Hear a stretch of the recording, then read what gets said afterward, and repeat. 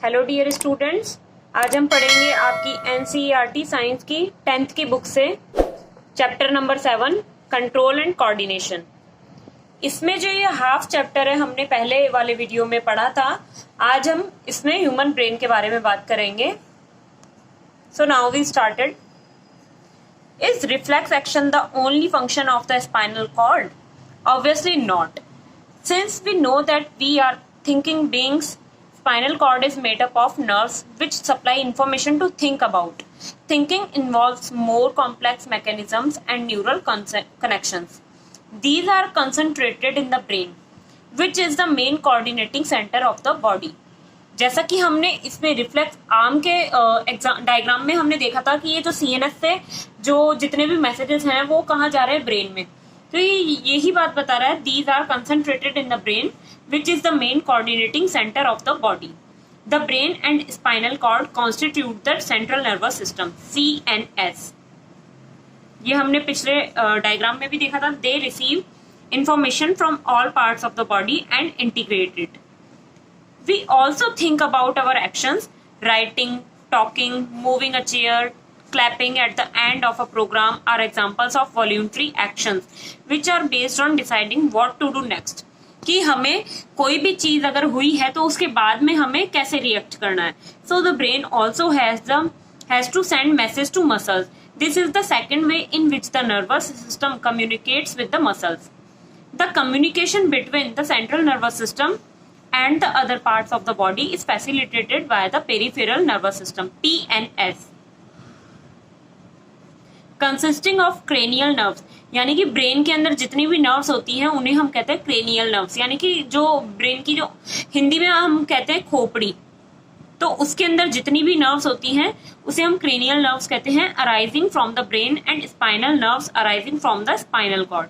The brain thus allows us to think and take actions based on the thinking, on that thinking. As you will expect, this is accomplished through a complex design with different parts of the brain responsible for integrating different inputs and outputs. The brain has 3 such major parts of the or regions, namely the forebrain, midbrain and hindbrain. यानी कि forebrain जो सबसे आगे वाला part होगा, midbrain बीच वाला और hindbrain होगा लास्ट वाला, यानी कि पीछे वाला, बैक साइड में जो होगा। The forebrain is the main thinking part of the brain. हम जब भी ब्रेन का जो डायग्राम है वो कुछ इस तरीके से बनाते हैं। यहां पर जो है वो फेशियल नर्व्स आ जाती हैं। ये जो होगा आपका फोर ब्रेन होगा, यानी कि जो हमारे आंखों के ऊपर की साइड में जो होता है। ये होगा आपका मिड ब्रेन, और ये जो लास्ट में स्पाइनल कॉर्ड से जुड़ रहा है वो क्या है, hind brain. It has regions which receive sensory impulses from various receptors. Separate areas of the forebrain are specialized for hearing, smell, sight and so on. यानी कि forebrain जो है, आगे वाला पार्ट जो है ब्रेन का, वो hearing, सुनने, स्मेल करने, sight यानी कि देखने, इन सब के बारे में काम आता है। There are separate areas of association where this sensory information is interpreted by putting it together with information from other receptors as well as with information that is already stored in the brain. Based on all this, a decision is made about how to respond and the information is passed on to the motor areas. Motor areas यानी कि जो हमारे जो reaction का काम करेंगे, which control the movement of voluntary muscles, for example our leg muscles. However, certain sensations are distinct from seeing or hearing. For example, how do we know that we have eaten enough? यानी कि किस तरीके से हमें पता चलता है कि हमारा पेट जो है वो भर चुका है। The sensation of feeling full is because of a center associated with hunger, जो कि हमारी भूख से जुड़ा हुआ होता है centre, which is in a separate part of the fore brain. ये भी हमारे फोर ब्रेन में ही होता है। जैसा हमने पीछे डायग्राम बनाया था, ये फोर ब्रेन आगे वाला पार्ट है। ये जो मिड ब्रेन का पार्ट है सेरिब्रम एंड क्रेनियम, यानी कि जो स्कल है, खोपड़ी है, उसके अंदर हमने इसको नाम दिया है क्रेनियम, और यहाँ पर क्या होगी, क्रेनियल मसल्स होगी।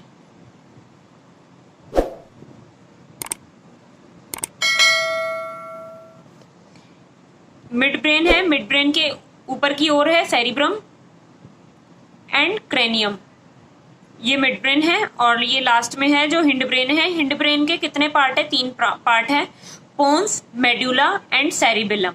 ये जो था ये सेरिब्रम था, जबकि ये जो है सेरिबेलम है। सेरिबेलम यानी कि दूरस्थ पार्ट जो है, सबसे दूर का डिस्टल एंड जो है ब्रेन का, वो है सेरिबेलम। ये बीच में मेड्यूला है और ये है पोन्स। ये हिंड ब्रेन के पार्ट्स हैं। ये जो है ये साइड में से जो निकल करके जाती है ये है पिट्यूटरी ग्लैंड, या इसे पीयूष ग्रंथि भी कहते हैं। यानी कि ये जो है ये हमारे बॉडी की, यानी कि ह्यूमन बीइंग जो है उनकी बॉडी की क्या है? मास्टर ग्लैंड है। आपसे कभी भी पूछा जाए, आपसे अगर एग्जाम में पूछा जाए कि मास्टर ग्लैंड क्या है, तो आप बताएंगे कि पिट्यूटरी ग्लैंड जो है उसी को हम मास्टर ग्लैंड कहते हैं। और इधर ही जो ये पार्ट है ये है हाइपोथैलेमस, यानी कि यहीं से सारी जो रिएक्शंस हैं या जितनी भी हमारी एक्टिविटीज हैं यहीं से स्टार्ट होती हैं और यहीं से कंट्रोल होती हैं।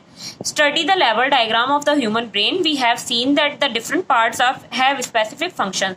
Can we find out the function of each part? Let us look at the outer use of the word reflex that we have talked about in the introduction. Our mouth waters when we see food we like without our meaning to. Our heart beats without our thinking about it. In fact, we cannot control these actions easily by thinking about them or digest food, even if we wanted to. Do we have to think about or remember to breathe or digest food? So, in between the simple reflex actions like change in the size of the pupil and the thought out actions such as moving a chair, there is another set of muscle movements over which we do not have any thinking control. Many of these involuntary actions are controlled by the midbrain and hindbrain. All these involuntary actions, including blood pressure, salivation and vomiting are controlled by the medulla in the hind brain. कि ये जो vomiting वगैरह जो हमें होती है वो कहाँ कंट्रोल होती है? मेडुला में, जो कि कहाँ का पार्ट है? हिंड ब्रेन का, यानी कि जो लास्ट वाला जो हिंड ब्रेन है उसका पार्ट है। Think about activities like walking in a straight line, riding a bicycle, picking up a pencil. These are possible due to a part of the hind brain called the cerebellum, जो distal end है। It is responsible for precision of voluntary actions and maintaining the posture and balance of the body. Imagine what would happen if each of these events failed to take place if we were not thinking about it. How are the tissue protected?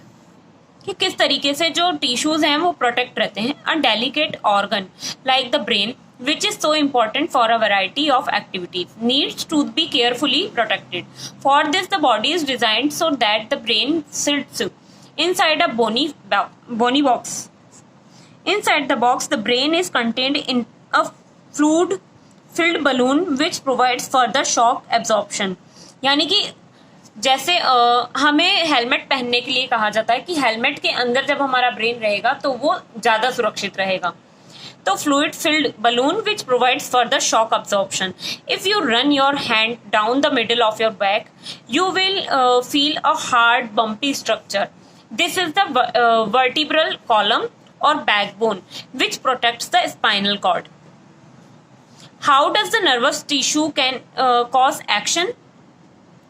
So far we have been talking about nervous tissues and how it collects information. Second, sends it around the body, processes information, makes decision based on information, and conveys decision to muscles for actions. In other words, when the actions or movement is to be performed, muscle tissue will do the final job.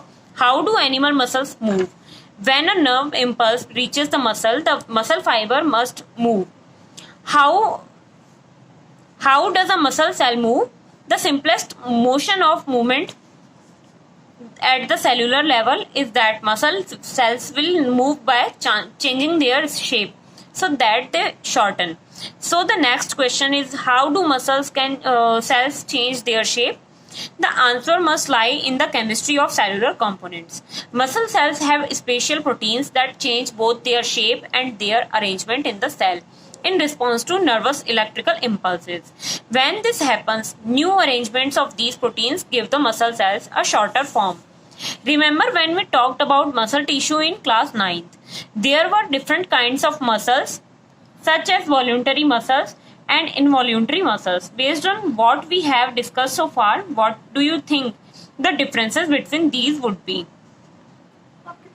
अब हम इस chapter को यहीं finish करेंगे और आप इस video को जाकर के लाइक कीजिए, शेयर कीजिए अपने फ्रेंड्स एंड फैमिली के साथ में एंड सब्सक्राइब कीजिए इस चैनल को and press the bell icon. इसके आगे का जो पार्ट होगा यानी कि कोऑर्डिनेशन इन प्लांट्स हम नेक्स्ट वीडियो में लेकर आएंगे आपके साथ। Thank you.